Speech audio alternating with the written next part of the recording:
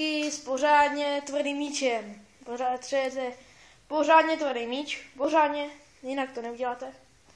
Potřebujete si pustit Kiss Jižní Čechy, takže jako hudbu Kiss Jižní Čechy, bez toho jste úplně v háji.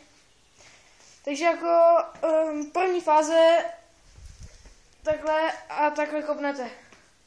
Jo, chápete? A na to potřebujete míč. Tak já vám teď ukážu, jak dám okolo 200 nožiček, jo?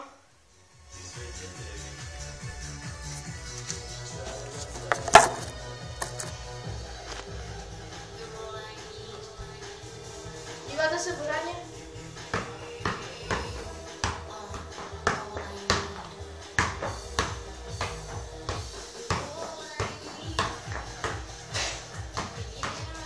Sakra, dopadla jsem to posel. Dopadla. Nic, co jsem dělala schvál.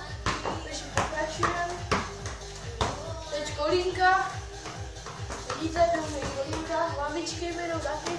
Mám šiltovku. Teď kolínko rozjíždá.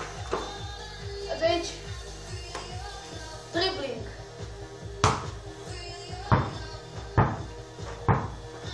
Mezi nohama. Mezi druhou nohou. Okolo hlavy.